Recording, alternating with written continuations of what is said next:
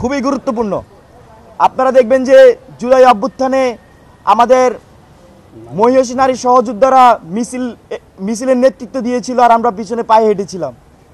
সেই নারী শিক্ষার্থীদের আমরা দেখছি যে জুলাই পরবর্তী সময়ে ঢাকা বিশ্ববিদ্যালয়ের নানা মেকানিজমে তাদেরকে কিন্তু চাপে ফেলা হচ্ছে। আমরা দেখেছি এখানে মোরাল পুলিশিং ব্যাপক হারে বেড়ে গিয়েছে, এখানে সোশ্যাল মিডিয়ায় সাইবার বুলিং বেড়ে গিয়েছে। আমরা সর্বশেষ দেখতে পাচ্ছি এইখানে ডাকসুকে কেন্দ্র করে ঢাকা বিশ্ববিদ্যালয়ের নারী শিক্ষার্থীদেরকে কীভাবে ডাকসুতে অনুৎসাহিত করা যায় তার একটা হীন পরিকল্পনার কথা আমরা শুনছি। সেই হীন পরিকল্পনা আজকে আপনাদের সামনে তুলে ধরছি। উপস্থিত বন্ধুগণ, আপনারা জানেন ঢাকা বিশ্ববিদ্যালয়ে আমাদের নারী শিক্ষার্থীদের জন্য মাত্র 5টি হল বরাদ্দ আছে। আমাদের নারী শিক্ষার্থী প্রায় 47.5% ঢাকা বিশ্ববিদ্যালয়ের মোট নারী শিক্ষার্থী। তো সেখানে মাত্র 5টি হল আমাদের আছে। আপনি ভোট কেন্দ্রগুলো আমি একটু বলে আমি শর্ট করছি। এখানে রোকেয়া হল, শামসুন্নাহর হল এবং সুফিয়া কামাল হল, এই 3টা হলের ভোট কেন্দ্র করা হয়েছে টিএসসিতে। ওই দিক দিয়ে কুয়েত মৈত্রী আর বঙ্গমাতা হল এটা করা হয়েছে ঢাকা বিশ্ববিদ্যালয় ক্লাবের এখানে। আপনারা দেখবেন আমি ডেটাটা বলছি, রোকেয়া হলের শিক্ষার্থীর সংখ্যা 5641, সুফিয়া কামাল হলের নারী শিক্ষার্থীর সংখ্যা 4434 এবং শামসুন্নাহর হলের নারী শিক্ষার্থীর সংখ্যা 4084। মোট নারী শিক্ষার্থী দ্বারা এই 3টি হলে 14141। টিএসসির মতো একটা ছোট জায়গায় 14141টা ভোট সারাদিনে কাস্ট করা কোনোভাবেই সম্ভব না আমরা মনে করছি। টিএসসিতে আপনারা যারা টিএসসি সম্পর্কে অবগত আছেন দেখবেন যে টিএসসিতে একটি ক্যাফেটেরিয়া আছে, একটি গেমস রুম আছে আর একটি অডিটোরিয়াম আছে যেখানে ভোট কাস্ট হতে পারে। এই 3টি জায়গায় সর্বোচ্চ 3 থেকে 4000 ভোট একদিনে কাজ করা সম্ভব। কারণ ডাকসুতে একটা শিক্ষার্থী মোট 41টা ভোট দিতে হবে। এবার 41টা ভোট দিতে হলে তার অন্তত 4 থেকে 5 মিনিট লাগবে। এই যে 4 থেকে 5 মিনিট সময় ধরে সে ভোট দিবে, তার মানে আমি 3টা জায়গায় যদি ভোট নিতে পারি সর্বোচ্চ সারাদিন 3 থেকে 4000 ভোট কাজ করা সম্ভব। কিন্তু এই কেন্দ্রে যখন 14141 জন শিক্ষার্থীর ভোট নেওয়ার পরিকল্পনা করা হয় তার মানে এর পিছনে একটি হীন পরিকল্পনা আছে।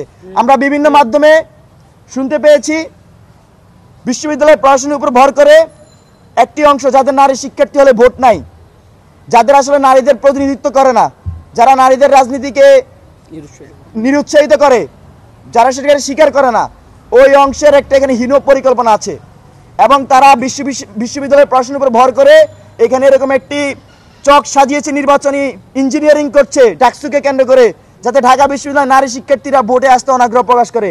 আপনি দেখবেন এখানে যদি 14141 জন শিক্ষার্থীর ভোট নেওয়া হয় তাহলে কি হবে?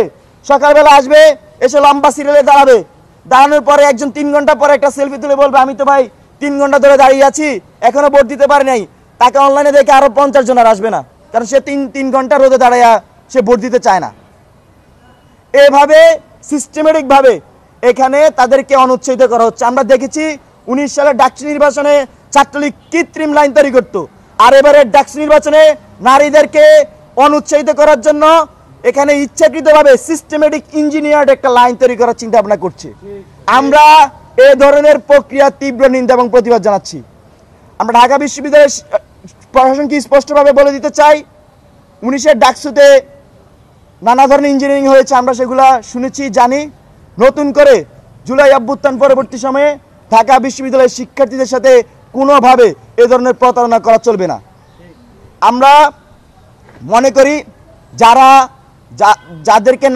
যারা নারীদেরকে প্রতিনিধিত্ব করে না বা যারা নারীদেরকে এভাবে ভোটে অনুচ্ছেদ করার প্ল্যান বা চক বাস্তবায়ন করছে তাদের ব্যাপারে নারীরা এবার ব্যালট বিপ্লবের মাধ্যমে জবাব দিবে। আমরা দেখি যে গত 8ই আগস্ট আবারও শিক্ষার্থীরা সেই তাদের দাবি পুনরাবৃত্তি করে। বাংলাদেশ গণতান্ত্রিক ছাত্র সংসদ মনে করে তারা সাধারণ শিক্ষার্থীদের রাজনীতি করে। সাধারণ শিক্ষার্থীরা যে দাবি 17 জুলাই জানিয়েছে, সাধারণ শিক্ষার্থীরা যে দাবি তাদের মনে প্রাণে লালন করে, সাধারণ শিক্ষার্থীরা যে দাবি গত 8ই আগস্ট জানিয়েছে, আমরা সেই দাবির পক্ষে। আমরা দেখেছি আমাদের প্রবোস মহোদয় তিনি বক্তব্যে বলেছেন হলে সকল ধরনের প্রকাশ্য গুপ্ত রাজনীতি নিষিদ্ধ করা হলো, প্রক্টর মহোদয় বলেছেন। তো আমরা সেই কথার পক্ষে আছি এবং আমরা চাই বিশ্ববিদ্যালয় প্রশাসন অনতিবিলম্বে এটার একটা রোডম্যাপ ঘোষণা করবে, কিভাবে এই প্রক্রিয়া বাস্তবায়ন করবে, সাধারণ শিক্ষার্থীদের মনের যে ভাব সেটা লিখিত আকারে বিশ্ববিদ্যালয়ের সেটা প্রতিফলিত হবে, সেই প্রক্রিয়া আমরা বিশ্ববিদ্যালয় থেকে অনুপস্থিত দেখছি। আমরা আজকের এই সংবাদ সম্মেলনের মাধ্যমে বিশ্ববিদ্যালয় প্রশাসনকে আহ্বান জানাই এবং শিক্ষার্থীকে আশ্বস্ত করতে চাই, আপনারা অনতিবিলম্বে বিশ্ববিদ্যালয় প্রশাসন অনতিবিলম্বে হলে কিভাবে অফিসিয়ালি এই ছাত্র রাজনীতি বন্ধ করা যায় সেই প্রক্রিয়া অগ্রসর হন। আর সাধারণ শিক্ষার্থীদেরকে একটা বিষয় আশ্বস্ত করতে চাই, ঢাকা বিশ্ববিদ্যালয়ে আমরা থাকাকালীন এখানে কোনোভাবেই হলে আমরা এই অপরাজনীতি হতে দিব না। ছাত্রলীগ যে ধরনের গেস্ট রুম গণরুম এর সংস্কৃতি চালু করেছিল, প্রোগ্রামে জোর করে নেওয়ার সংস্কৃতি চালু করেছিল, সেগুলোর বিরুদ্ধে আমাদের জোরালো অবস্থান সবসময় থাকবে। এই জুলাই ঢাকা বিশ্ববিদ্যালয়ের শিক্ষার্থীরা অভ্যুত্থান চলাকালীন সময়ে হলে হলে শিক্ষার্থীরা একটি সিদ্ধান্ত গ্রহণ করে এবং বিশ্ববিদ্যালয় প্রশাসন তাদের সিদ্ধান্তে সম্মতি জ্ঞাপন করে একটি সিগনেচার দেয়। সেটা ছিল হলে কোনো ধরনের ছাত্র রাজনীতি চলবে না। তো হল সংসদ কোনো ধরনের ছাত্র রাজনীতি চলবে না।